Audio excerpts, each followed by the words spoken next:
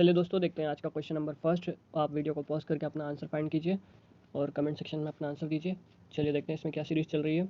देखिए, ये जब ए और सी है और ये जो बी और डी है ये रिपीट हो रहे हैं, मतलब ये अपने एक दूसरे के ऑपोजिट्स हैं। तो अब जो सी के बाद जो नया एंगल बनेगा तो वो भी इसका ऑपोजिट होगा। मतलब ये जो दो एरोज़ हैं उसके बाद में कितने एरोज़ आएंगे, उसके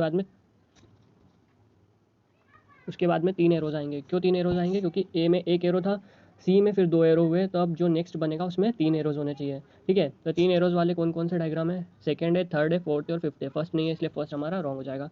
अब देखिए, ये जो ए में एरो बना था वो ऐसा था, उसके बाद में सी में जो एरो बना है, तीर बना है, वो ऐसा बना है। तो अब वापस जो नेक्स्ट डायग्राम बनेगा उसमें फिर से एरो ऐसा बनेगा। तो देखते हैं ऐसे एरो किस किस में बने। तो देखिए, सेकंड में गलत है, थर्ड में सही है, फोर्थ में फिर गलत है, फिफ्थ में भी ठीक है। अब हमें ये फाइंड करना है कि ये जो ब्लैक डॉट है वो यहाँ आएगा या ब्लैक डॉट तो चलो दोनों में सेम है, ब्लैक डॉट फाइंड करना है। ये जो ब्लैक मार्क है ये वो फाइंड करना है कि वो कहाँ आएगा। तो देखिए, ए में ये ब्लैक मार्क ऊपर था, फिर सी में जब गया तो ये नीचे हो गया, फिर अब ये जो नेक्स्ट डायग्राम आएगा उसमें ये फिर से ऊपर होना चाहिए। तो देखिए, फिर से ऊपर, ये फिफ्थ ऑप्शन में, इसलिए जो हमारा सही आंसर हो जाएगा ऑप्शन नंबर फिफ्थ। चलिए चलते हैं अपने नेक्स्ट क्वेश्चन की तरफ। चलिए दोस्तों, देखते हैं इस क्वेश्चन में क्या सीरीज चल रही है। तो देखिए दोस्तों, जब ये ए से बी में गया है, ठीक है, तो कुछ मैच नहीं हो रहा है, कुछ अलग टाइप का डायग्राम है। लेकिन जब हम ए और सी को मैच करेंगे तो ये पता चल रहा है कि ये जो सी वाला डायग्राम है वो ए का मिरर और वाटर इमेज है। ठीक है, और जो ये बी वाला डायग्राम है वो डी में मिरर और वाटर इमेज में कन्वर्ट हो गया है, मतलब उसका ऑपोजिट हो गया पूरा। ठीक है, तो मतलब अब ये जो सी वाला डायग्राम है उसका फिर से मिरर और वाटर इमेज बनेगा। तो फिर से जब ये इसका मिरर और वाटर इमेज बनेगा तो जो फर्स्ट ऑप्शन है सेम टू सेम वैसा ही बनेगा। तो देखते हैं फर्स्ट ऑप्शन वाला डायग्राम किस में रिपीट हो रहा है। तो देखिए, ये जो ऑप्शन नंबर थर्ड है उसमें फर्स्ट वाला सेम डायग्राम रिपीट हो रहा है, इसलिए जो हमारा आंसर हो जाएगा ऑप्शन नंबर थर्ड। चलिए चलते हैं अपने नेक्स्ट क्वेश्चन की तरफ। चलिए दोस्तों, देखते हैं क्वेश्चन नंबर 26 और आज का क्वेश्चन नंबर थर्ड। देखिए दोस्तों, जब हम ए और बी को मैच करते हैं तो कुछ मैच नहीं हो रहा है, लेकिन जब हम ए और सी को मैच करते हैं तो पता चल रहा है कि ये जो सेम डायग्राम है वो नीचे साइड पे आ गया है। ठीक है, और जब हम बी और डी को मैच करते हैं तो पता चल रहा है ये जो सेम डायग्राम है ये ऊपर साइड पे आ गया है। तो अब मतलब जो सी के ये जो डी के बाद अब नेक्स्ट डायग्राम आएगा वो सी का अपोजिट होगा। मतलब ये जो ए वाला है वो फिर से रिपीट होगा। तो देखिए, ए वाला किस में रिपीट हो रहा है? Same to same second, option number second में, इसलिए हमारा जो सही आंसर हो जाएगा ऑप्शन नंबर सेकंड। चलिए चलते हैं अपने नेक्स्ट क्वेश्चन की तरफ। देखिए दोस्तों, इसमें क्या सीरीज चल रही है। तो देखिए दोस्तों, ये जो ऑप्शन नंबर ए है इसमें ये डायग्राम इस पोजीशन पे है, ठीक है, यहाँ पे है। फिर बी में गया, फिर इस पोजीशन पे गया, फिर सी में इस पोजीशन पे गया, फिर डी में इस पोजीशन पे गया। ठीक है, तो मतलब एक एक पोजीशन ये लोग आगे रोटेट हो रहे हैं, मतलब कुछ इस तरह से। ये देखिए, एक यहाँ पे, फिर यहाँ पे, फिर यहाँ आया, फिर यहाँ आया, तो अब ये वापस इसी पोजीशन पे जाएगा और कुछ नया डायग्राम बनाएगा। तो देखिए, सेम टू सेम नया डायग्राम। इसके अलावा नया डायग्राम किस में बन रहा है? बाकी सब तो अलग अलग पोजीशंस पे, सिर्फ ये दोनों इस पोजीशन पे। लेकिन देखिए, हमें इसका एंगल जो चाहिए वो क्लॉकवाइज चाहिए। तो देखिए, क्लॉकवाइज सिर्फ ऑप्शन नंबर फोर्थ में मिल रहा है हमें, इसलिए जो हमारा सही आंसर हो जाएगा ऑप्शन नंबर फोर्थ। ठीक है, चलिए चलते हैं अपने नेक्स्ट क्वेश्चन की तरफ। चलिए दोस्तों, देखते हैं इसमें क्या सीरीज चल रही है ऑप्शन क्वेश्चन नंबर 28 में। तो देखिए, एक बार ये ए में जो था डायग्राम वो इस पोजीशन पे आ गया है, ठीक है। फिर बी से ये सी में जब गया तो ये पोजीशन इसने छोड़ दिया है और इस पोजीशन पे आ गया है। फिर सी से जब ये डी में गया तो एक और दो पोजीशंस छोड़ दिए और इस पोजीशन पे आ गया है। तो अब ये डी के बाद जो नेक्स्ट डायग्राम बनाएगा उसमें 3 पोजीशंस छोड़ेगा। मतलब 3 पोजीशंस कौन कौन सी? एक ये और एक ये पोजीशन छोड़ के ये इस पोजीशन पे आना चाहिए। तो देखते हैं इस पोजीशन पे किस किस में है। तो इस पोजीशन पे सिर्फ ऑप्शन नंबर फिफ्थ में है, जो हमारा सही आंसर हो जाएगा वो हो जाएगा ऑप्शन नंबर फिफ्थ। चलिए चलते हैं अपने नेक्स्ट क्वेश्चन की तरफ। चलिए दोस्तों, देखते हैं क्वेश्चन नंबर 29। तो देखिए दोस्तों, इसमें ये जो डायग्राम है ये इस पोजीशन पे आ गया है, ठीक है। फिर उसके बाद इस पोजीशन पे आया, फिर इस पोजीशन पे आया। तो इसमें फिर से क्या चल रहा है?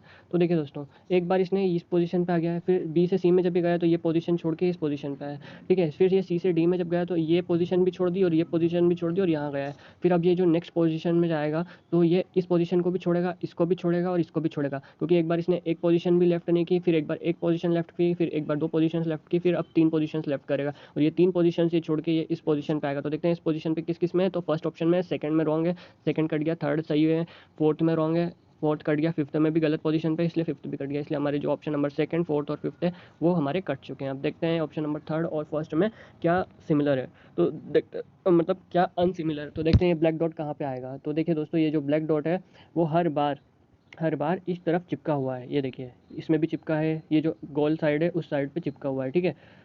तो इस बार भी ये उसी साइड आएगा। तो देखिए, इसमें भी उसी साइड है, चिपका हुआ है। लेकिन अब इसका मुंह किस साइड आएगा? तो देखिए दोस्तों, एक बार ये जब ये ए से बी में गया था तो ये रोटेट हुआ था कितना, 90 डिग्री क्लॉकवाइज, ठीक है। फिर ये बी से सी में जब गया था तो ये फिर से 90 डिग्री क्लॉकवाइज रोटेट हुआ था। फिर ये सी से डी में जब गया तो ये फिर से 90 डिग्री क्लॉकवाइज रोटेट हुआ। तो अब ये जो डी से नेक्स्ट एंगल बनाएगा तो ये फिर से 90 डिग्री क्लॉकवाइज रोटेट होकर कुछ इस तरह से आएगा। ये देखिए कुछ इस तरह से आ जाएगा, ठीक है। और यहाँ पे ब्लैक मार्क आ जाएगा। तो ये देखिए ऐसा सेम बन रहा है ऑप्शन नंबर फर्स्ट में, इसलिए हमारा सही आंसर ऑप्शन नंबर फर्स्ट हो जाएगा। चलिए चलते हैं अपने नेक्स्ट क्वेश्चन की तरफ। तो देखिए दोस्तों, इस क्वेश्चन में क्या सीरीज चल रही है। तो देखिए जब हम ए से बी को कंपेयर करते हैं तो यहाँ पे ए से बी में जब ये गया तो यहाँ पे एक डंडी बढ़ गई है। फिर जब ये बी से सी में गया तो यहाँ पे एक और ये दो डंडियाँ यहाँ पे बढ़ गई है। फिर जब ये सी से डी में गया है तो यहाँ पे एक, दो, तीन डंडियाँ बढ़ गई हैं। मतलब एक बार एक डंडी जुड़ी, फिर दो, फिर तीन, फिर अब जुड़ेंगी चार डंडियाँ। और ये इस तरह से जुड़ रही है, ठीक है, एंटी क्लॉकवाइज डायरेक्शन में। तो देखते हैं अब चार डंडियाँ इसके बाद जुड़ेंगी तो कैसा ऑप्शन लगेगा। तो देखिए चार डंडियाँ जब जुड़ेंगी तो एक यहाँ जुड़ेगी, फिर एक यहाँ जुड़ेगी। देखिए कुछ इस तरह से मैं बताता हूँ आपको। एक ऐसे, फिर एक ऐसे, फिर एक ऐसे, फिर एक ऐसे। तो देखते हैं कि ये कंप्लीट डायग्राम किस में बना हुआ है। तो देखिए फर्स्ट में भी है, सेकंड में नहीं है, थर्ड में ये पांच डंडियाँ, एक डंडी एक्स्ट्रा जुड़ गई तो ये भी रॉन्ग हो गया, सेकंड तो रॉन्ग हो गया था। फोर्थ में एक डंडी कम जुड़ी है, सिर्फ तीन डंडियाँ जुड़ी है, ठीक है, और हमें चार जोड़नी है तो इसलिए ये भी रॉन्ग हो गया। फिफ्थ में सिर्फ दो ही डंडियाँ यहाँ पे जुड़ी है, इसलिए फिफ्थ भी रॉन्ग। जो हमारा सही आंसर हो जाएगा ऑप्शन नंबर फर्स्ट। चलिए चलते हैं अपने नेक्स्ट क्वेश्चन की तरफ। तो देखिए दोस्तों, क्वेश्चन नंबर 31 में क्या सीरीज चल रही है। तो देखिए जब हम ए से बी कंपेयर करते हैं, ये जो दोनों कर्व्स बने थे वो अपने ऑपोजिट हो गए हैं, ठीक है। ये ऐसा था तो ऐसा हो गया, और ये ऐसा था नीचे वाला तो ये ऐसा हो गया। फिर जब ये बी से सी में गए हैं तो ये क्लोज आ गए हैं और कुछ भी चेंज नहीं हुआ है। फिर जब ये सी से डी में गए हैं तो ये फिर से अपने ऑपोजिट हो गए हैं। ये देखिए ये ऐसा था तो ये ऊपर वाला ऐसा हो गया, फिर नीचे वाला ऐसा था तो ये ऐसा हो गया, ठीक है। फिर कोई चेंज नहीं आया। तो एक बार तो कर्व चेंज हो रहे हैं अपने ही प्लेस पे, उसके बाद में एक बार इनकी डिस्टेंस क्लोज आ रही है। तो अब मतलब ये दोनों ऑलरेडी क्लोज डिस्टेंस पे, और कर्व इसके पहले चेंज हुए थे अपनी प्लेस पे। तो अब ये जो है ये एक दूसरे के दूर जाएंगे। तो देखिए ये एक दूसरे के दूर किस में गए हैं, तो ऑप्शन नंबर फर्स्ट में गए हैं। बाकी सब ऑप्शन में एक में तो ये पूरा क्लोज आ गए हैं तो ये नहीं होगा।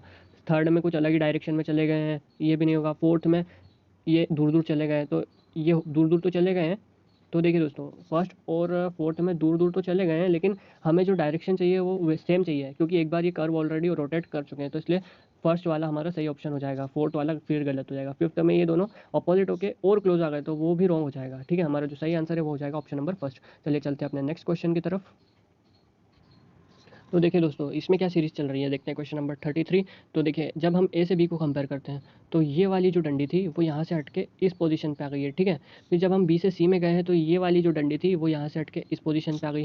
फिर जब हम सी से डी में गए हैं तो ये वाली जो डंडी थी, ये वाली जो डंडी थी वो यहाँ से हट के इस पोजीशन पे आ गई है। तो मतलब अब जब हम नेक्स्ट बनाएंगे तो ये वाली जो डंडी है वो यहाँ से हट के इस पोजीशन पे आएगी। तो देखते हैं इस पोजीशन पे किस किस में इस तरह से डंडी है। तो देखिए फर्स्ट में नीचे साइड है जो कि सेम पहले थी तो ये गलत हो जाएगा।